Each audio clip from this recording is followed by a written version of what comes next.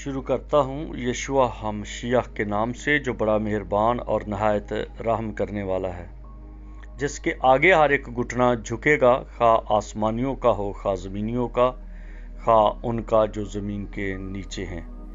MCM university کے تمام students اور مبارک منسٹری میں شامل خدمت کرنے والے بھائیوں بہنوں کو سلام، شالوم، جے مسیح کی۔ میرے دوستو، آج کا جو ہمارا مضمون ہے وہ کچھ اس طرح سے ہے کہ دنیا کب تباہ ہوگی، کیونکہ اس کے بارے میں جاننا ہمارے لیے بڑا ضروری ہے، کیونکہ ہر چیز کی ایک گارنٹی ہے۔ آپ کو جو بھی چیز آپ خریدتے ہیں ایک سرٹیفکیٹ ملتا ہے، وارنٹی سرٹیفکیٹ، تو اس پر لکھا ہوتا ہے کہ یہ کب تک چلے گی، اس کی گارنٹی کیا ہے، کب تک کے لیے اس کو گرانٹ کیا گیا ہے، دیا گیا ہے، رہ سکتی ہے یہ کب تک۔ بائبل ہمیں بتاتی ہے کہ یہ دنیا کب تک رہے گی، اور یہ جو آج کل بہت سارے لیڈران، مذہبی لیڈران، ہندو، سکھ، مسلمان اور کرسچن اور یہودی بھی، یہ اس بات پر بار بار کوئی آندھی تیز چلی، طوفان آ گیا، کوئی زلزلہ آ گیا، سورج گرہن لگ گیا، کوئی چاند گرہن لگ گیا، کوئی سونامی آ گئی، تو بس انہوں نے شور ڈال دیا، قیامت آنے والی ہے، بس دنیا تباہ ہونے والی ہے۔ بھائی، ایوب کی کتاب میں لکھا ہے کہ انسان تو ایک جراثیم کی مانند ہے، یہ تو ایک کیڑے کی مانند ہے، یہ تو ایک بیکٹیریا کی مانند ہے۔ آپ جہاز پر بیٹھ جاؤ اور 10,000 فٹ کی بلندی پہ چلے جاؤ، 30,000 فٹ کی بلندی پہ چلے جاؤ، تو آپ کو یہ انسان نظر ہی نہیں آتا۔ جہاز اڑتا ہے زیادہ سے زیادہ، وہ اس کی تقریباً 10,000 میٹر کی بلندی ہے، یعنی کہ 30,000 فٹ کی بلندی پہ چلتا ہے، انسان تو نہیں نظر آتا۔ پہاڑ بھی ایسے لگتے ہیں کہ جیسے کسی کھیت کی لغاریاں ہیں، تو انسان تو ان پہاڑ چھوٹی چھوٹی لغاریاں لگتی ہیں 10 کلومیٹر پہ، تو انسان جو ہے یہ تو کچھ بھی نہیں دکھا، یہ تو بالکل ہی پتہ بھی نہیں چلتا کہ یہاں پر انسان بھی ہیں۔ ایسے لگتا ہے جیسے سارا کا سارا ایک میدان ہے، ایک ریگستان ہے یا کوئی بنجر ایریا ہے، اس طرح دکھائی دیتا ہے۔ آپ کتنی بڑی بڑی باتیں کرتے ہو، یہ دنیا تباہ ہو جائے گی، ایک سونامی آ گئی، جس نے بنایا ہے اس سے پوچھو وہ کیا کہتا ہے۔ بائبل بتاتی ہے، خدا بائبل میں بولتا ہے۔ بائبل کی زبان کو سمجھنا، جیسے ہم پنجابی زبان سمجھتے ہیں، اردو سمجھتے ہیں، ہندی، انگلش، یونانی، لطینی، عبرانی، فرینچ، اسپینش، عربک، علاقائی زبانیں ہیں، تو جب ہم اس زبان کو سمجھتے ہیں، پھر ہم ان لوگوں کو سمجھتے ہیں، پھر ان لوگوں کے کلچر کو سمجھتے ہیں، پھر ان لوگوں کی تخلیق کو سمجھتے ہیں، ان کی ایجادات کو سمجھتے ہیں۔ تو جب تک ہمیں زبان کا نہیں پتا، ہم کس طرح سمجھیں گے؟ تو بائبل خدا کا کلام ہے، بائبل میں خدا بولتا ہے، بائبل میں خدا کی ایک زبان ہے، بولنے کا طریقہ ہے۔ سب سے پہلے تو یہ بات ہے کہ لکھا ہے کلام مقدس میں کہ خدا کی نظر میں 1000 سال ایک دن کے برابر ہے۔ پھر اس کی تصدیق کیسے ہوتی ہے کہ آدم کو کہا کہ تو اس درخت کا پھل نہ کھانا، جس دن کھایا تو مرا، یعنی کہ جس دن تو کھائے گا اسی دن مرے گا۔ اور آدم کی 930 سال عمر ہوئی، یہ 930 ہمارے ہیں، خدا کا تو ایک دن بھی پورا نہیں ہوا۔ اگر وہ 1000 سال ہو جاتے تو خدا کی نظر میں ایک دن ہوتا۔ تو خدا نے کہا جس دن تو نے کھایا تو مرا، یعنی کہ उसका एक दिन भी आदम का पूरा नहीं हुआ।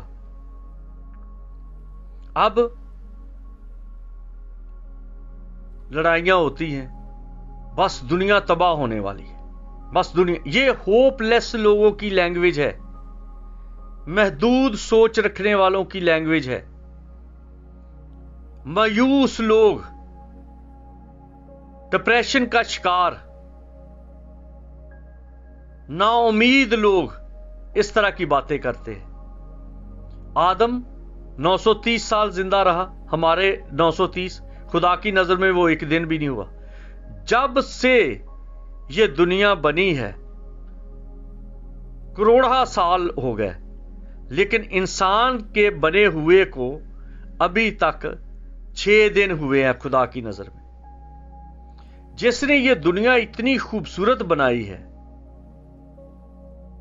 क्या वो इंसान की सोचों के मुताबिक इसको चलाता है? इसी के मुताबिक इसको बनाता है, उसको तोड़ता है, उसको खत्म करता है? ऐसा नहीं है। आप देखिए कि ये जमीन, ये ग्लोबल वार्मिंग का जो बार बार जिक्र किया जाता है, बड़ी गर्मी है, सूरज से ज्यादा गर्मी गाड़ियां, बसें, ट्रेनें दे सकती हैं? सारा दिन वो सूरज चलता है, पूरी दुनिया पर कभी सूरज गुरूब नहीं होता। तो ये बसें कम कर दो, ट्रेनें कम कर दो, भट्ठे ना लगाओ क्योंकि वार्मिंग बड़ी है और गर्मी बड़ी है, हीट बड़ी है। सूरज से ज्यादा हीट है इन चूल्हों की, इन गाड़ियों की। क्या मजाक करते हो? लोगों को बेवकूफ समझते हो? अगर सूरज की गर्मी देखनी है तो आप सोलर सिस्टम पर देख लें। आप अपनी ऐनक को आंखों से उतारें और उतार के तो एक खास लेवल पे रख के एक छोटा सा शीशे का जो टुकड़ा है वो आग लगा देगा पेपर को। सारा दिन वो आग जलती है, सारा दिन वो रोशनी आपके प्लेनेट पर पड़ती है, तो ये दुनिया कायम है।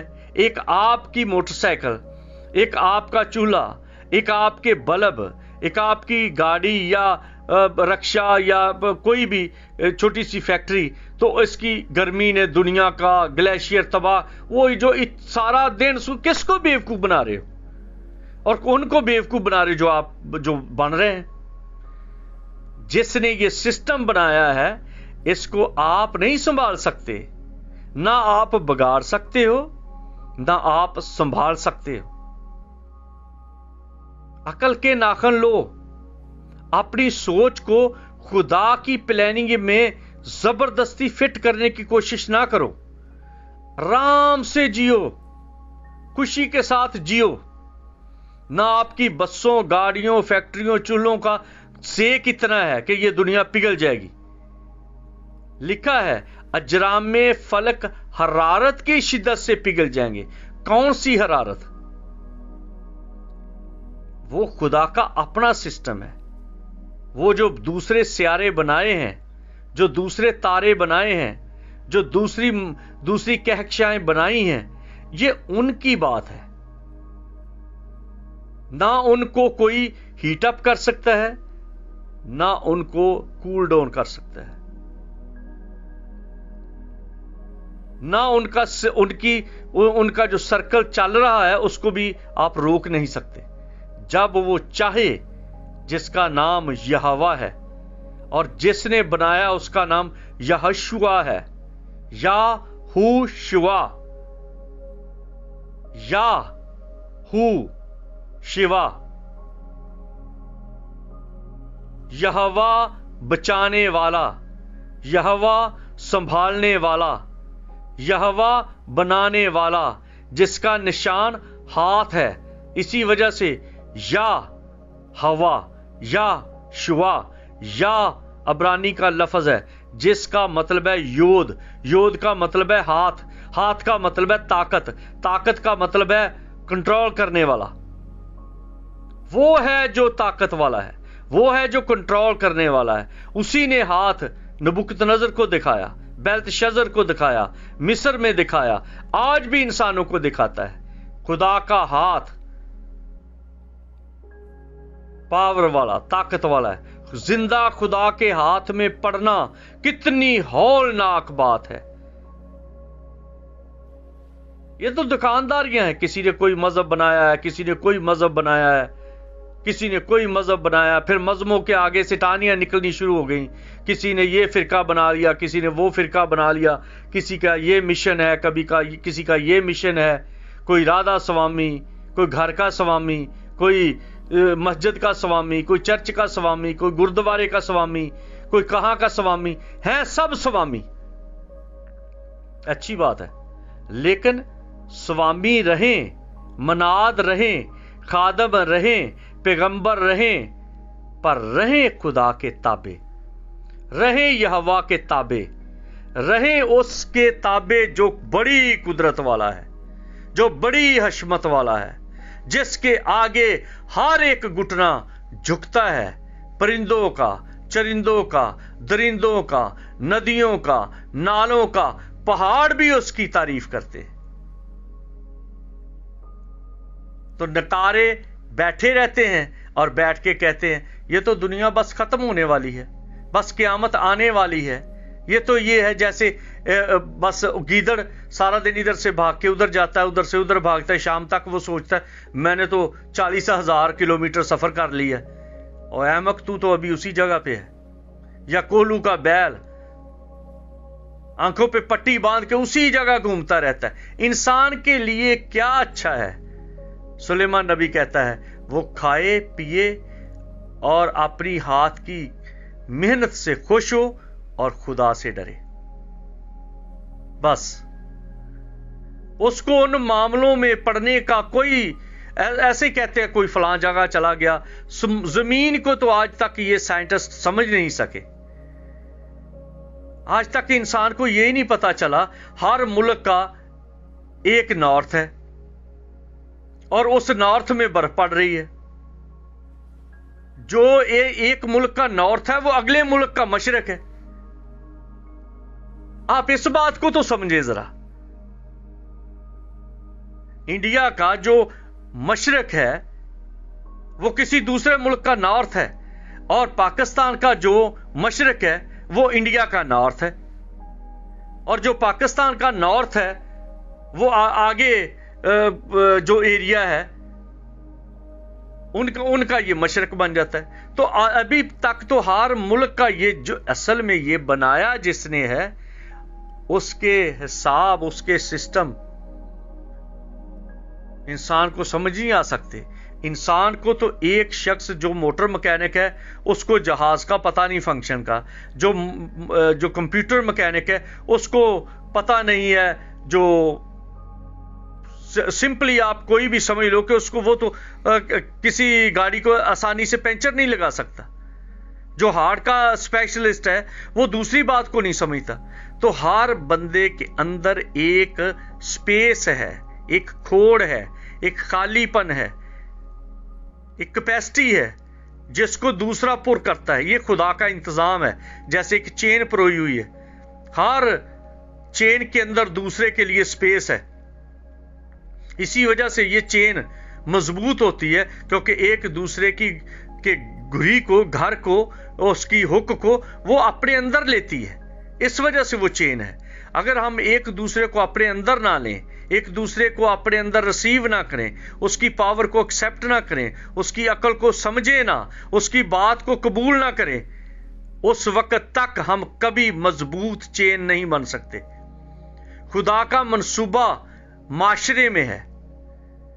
پہلے خدا اپنے خاندان سمیت باغ عدن میں آیا کرتا تھا, اور اس خاندان میں ابتری پیدا کر دی عزازیل نے, اور خدا اور اس کے فرشتے وہاں سے پھر شفٹ ہو گئے. وہ نہیں رہتے تھے. انسانوں کے درمیان خدا رہتا تھا, اور انسان بڑا خوش تھا. آدم بہت خوش تھا. یہی اس کی موت تھی کہ خدا اس سے جدا ہو گیا, اور اب آدم رہ گیا رحم و کرم پہ ابلیس کے. اب ابلیس کے رحم و کرم پہ آ گیا, اور ابلیس نے اس کو خدا کی حضوری سے دور کر دیا. اب جو دوسرے فرشتے تھے, جو دوسرے خدا کے بیٹے تھے, انہوں نے कोशिश की कि हम बेहतर करें, हम खुदा की रिफाकत को और ज्यादा खूबसूरत बना दें। तो उन्होंने इंसान की बेटियों को देखकर उनके साथ शादियां कर ली, आदम की बेटियों के साथ शादियां कर ली। शादियां की तो जो औलाद हुई वो नई मखलूक थी, बड़े ज़हीन, बड़े कादावर। होशिया की किताब आप पढ़ सकते हैं, खरूज की किताब में आप देख सकते हैं, अहबार की किताब में देख सकते हैं, बड़े बड़े सूरमा पैदा हो गए। अब उन सूरमाओं ने, जितना उनका बड़ा दिमाग था उसी तरह से उनमें अकल भी थी, भूसा तो नहीं भरा था। तो उन्होंने हाइब्रिड पैदा कर दिए, जैसे अब भी हाइब्रिड शुरू हो गए, अभी तो मोटरों में है, बाद में आ जाएंगे जिस्मों में भी। तो उन्होंने हाइब्रिड शुरू कर दिए। अब हाइब्रिड ने क्या किया, वो हाइब्रिड ने ऐसी अबतरी दुनिया में पैदा कर दी। हाइब्रिड की शक्ल आप कई जो फिल्में हैं या ड्रामे हैं या कार्टून हैं उनमें आप देख सकते हैं, आधा इंसान आधा हैवान, पीछे से घोड़ा आगे से इंसान, इस तरह की चीजें बनाई। कई मजहबों में भी आजकल उनके देवता देवी वो ऐसे हैं, आधे इंसान आधे हैवान, क्योंकि उस वक्त हाइब्रिड का जोर था, जिसके सबब से खुदा ने इस दुनिया को धो दिया। सिर्फ एक खानदान को बचाया। जैसे मैं बार बार कहता हूं, खानदान की फिक्र करें, खानदान की फिक्र करें। अपना गुस्सा, अगर बीवी बात नहीं समझती तो चुप कर जाए, और अगर बीवी किसी के हाथ लगी है, कोई ना कोई उसको समझा रहा है या वर्ग लगा रहा है, तो खामोशी से इंतजार करें। एक दिन जोर टूटेगा, क्योंकि इब्लीस सदा कायम नहीं रहता। इसी तरह से ये दुनिया जो चल रही है, ये सदा इब्लीस के हाथ में एक बॉल की तरह नहीं चलती रहेगी। एक दिन खुदा इसको अपने तरीके से दोबारा से धो देगा, दोबारा से खूबसूरत बना देगा। लेकिन वो इतनी जल्दी नहीं होगा, क्योंकि मसीह ने 1000 साल बादशाही इसी प्लेनेट पे, इसी जमीन पे करनी है। उसके बाद फिर थोड़े वक्त के लिए इब्लीस खोला जाएगा, वो भी इसी जमीन पर होगा। और फिर अबदियत जब होगी तो वो नया आसमान होगा, नई जमीन होगी, नया सब कुछ होगा। वो इंसान का नहीं नया सब कुछ, कि इंसान मार्स पे चला जाए, वीनस पे चला जाए, चांद पे चला जाए और कहे हमने ये नई दुनिया खुदा ने बनानी है, यहोशुआ ने बनानी है, यशुआ ने बनानी है। जिसने पहले बनाई थी उसी ने नूह के वक्त बनाई और उसी ने अब भी बनाना है। तो आप सिर्फ अपना दिन, अपना वक्त, अपनी जिंदगी, अपना खानदान, अपनी खुशी, इसको महलूज़े खातर रखें। अव्वल दर्जा खुदा को दें, फिर अपने खानदान को दें, फिर खुद को दें, और फिर अपनी औलाद को दें। खानदान की जो बात मैं कर रहा हूं वो मियां बीवी की है, और मियां बीवी के बाद फिर पर्सनल है, और पर्सनल के बाद फिर आ जाता है बच्चे।